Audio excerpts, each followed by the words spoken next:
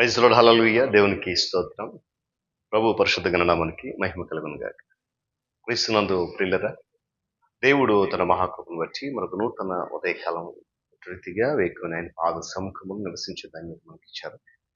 అద్భుతమైనటువంటి ఆ సమయం కొరకు ప్రభువుని నేను ఎంతగా స్తుతిస్తూ, ఘనత మహిమ ప్రభావాలు ఆయన నామముకే చెల్లును గాక.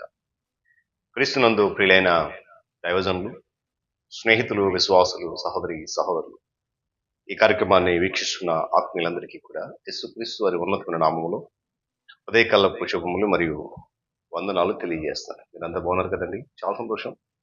రండి, ఈ దినము కూడా మిమ్మల్ని ప్రేమతో నేను ఆహ్వానిస్తూ ఉంటున్నాను. అనుదిన అభివృద్ధి ఉదయకాలపు ధ్యానాలైనటువంటి ఆధ్యాత్మిక కార్యక్రమంలో నాతో పాటు బైబిల్స్లే వాక్యాన్ని ధ్యానించి దైవ దీవెనలు పొందుకోండి. ఉన్నాయి బైబిల్స్ దగ్గరలో చూడండి. లేని పక్షాన నేను చదివే మాట జాగ్రత్త వీని గ్రహించి వాక్య ధ్యానంలో బైబిల్స్ ఏంటి ధ్యాన వాక్యంగా లూకాసు వార్త 1వ అధ్యాయం 38వ వచనంలో నుండి ఒక మాటను చదువుతా ఉన్నాను. ఇదిగో ప్రభు దాసురాలను, నీ మాట చొప్పున నాకు జరుగునుగాక. దేవుడు తన పరిశుద్ధ లేఖన మాటను మనందరి కొరకు దీవించునుగాక. తల నుంచి కన్ను మూసుకుందాం. ప్రార్థన. మహోన్నతుడ, మహాగండ, సర్వాధికారి, సర్వశక్తి మొదటి స్తోత్రాలు. ఈ క్రిస్మస్ మాసంలో విలువైన నీ మాటలు, అమూల్యమైన సత్యాలు నేర్చుకోగలిగేటువంటి ధన్యత అందరికీ మేము అనుగ్రహించడం ఇష్టం చెల్లిస్తున్నాను. ఈ కార్యక్రమం ద్వారా నీ కృప, నీ కాపుదలు మాతో ఉంచి ఆత్మీయ బలమును చేకూర్చున్న స్తోత్రం.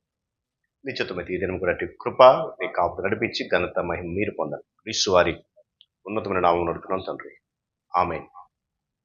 చాలా సంతోషం. పిల్లల చదివినటువంటి మాట మనందరూ సుపరిచితమే కదా. ఈ క్రిస్మస్ దినాల్లో అనేక సత్యాలు మనం నేర్చుకుంటున్నాం రోజు రోజుకి. క్రిస్మస్ ఉన్నటువంటి రెండవ పార్శ్వం ఏంటి అనే దాని కొరకు మనం జ్ఞాపకం చేసుకుంటే విధేయత. గత నాన్న జకరియా, ఎలిజబెత్లు చూపినటువంటి విధేయత గురించి నేర్చుకున్నాం. ఇది నాన్న మరియ నుండి ఒక మంచి విధేయత మనం చూడగలం. చూడండి, మరియ చూపినటువంటి విధేయత అత్యున్నతమైనది, మరి ఉన్నతమైనది. కారణం ఏంటంటే యోసేపుతో ఆమెకు వివాహాన్ని కాకముందే యేసుక్రీస్తు ప్రభు వారిని ఆమె గర్భమున ధరించింది. కాబట్టి సాంఘిక పరమైనటువంటి తీవ్రమైన ఒత్తిళ్లు అనేవి చాలా ఆమె ఎదుర్కొనాల్సిన పరిస్థితి ఏర్పడింది. అయితే విశ్వాస విధేయత విషయాలలో ఆమె చూపినటువంటి వినయపూర్వకమైన అంగీకారము మనందరికీ కూడా ఒక మాదిరి అయి ఉన్నది. కన్యకగా ఉండి గర్భవతి అవడం అనేది ఆమెకు సులువుగా అర్థం కానటువంటి విషయం. అయినా కూడా ఆమె దానికి అంగీకరించింది.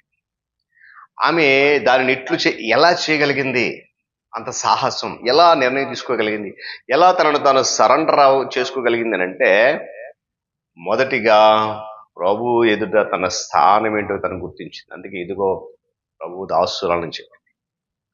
మన జీవితాలలో యేసుక్రీస్తు ప్రభు వారిని అంగీకరించబడిన ప్రభువుగా లేదు, లేక, ఎందుకు అనేటువంటి పదాలకు అస్సలు స్థానం ఉండదండి.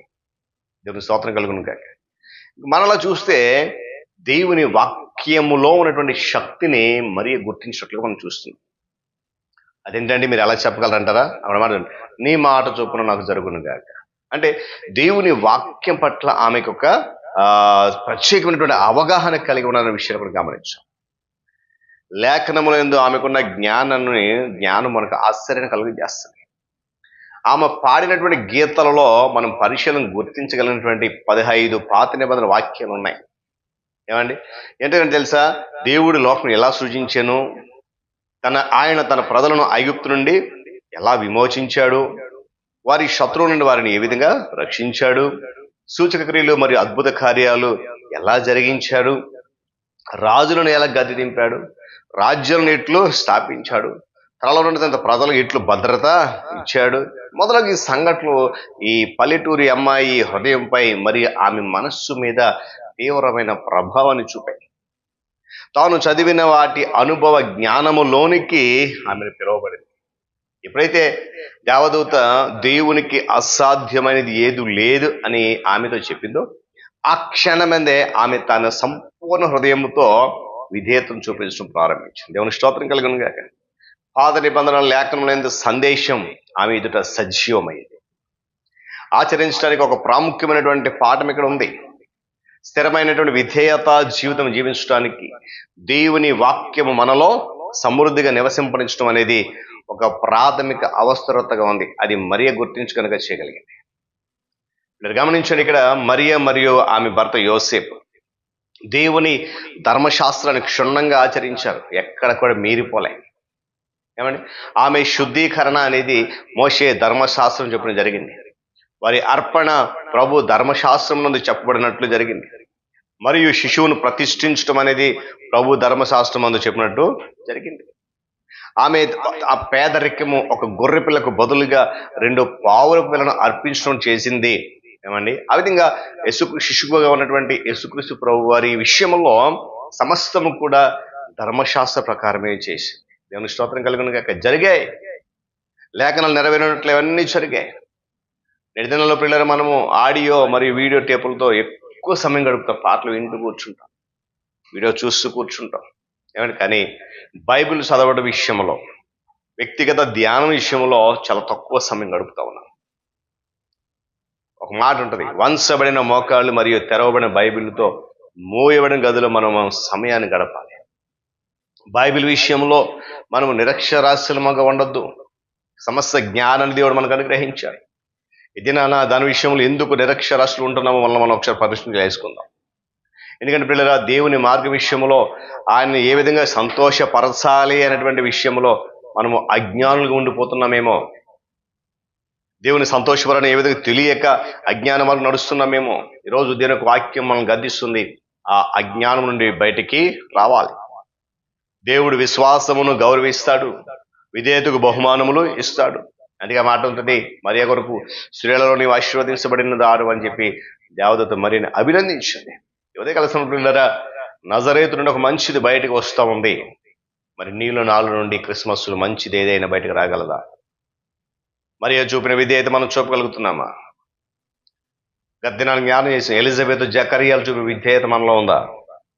అద్భుతాలు చూడగలుగుతాం.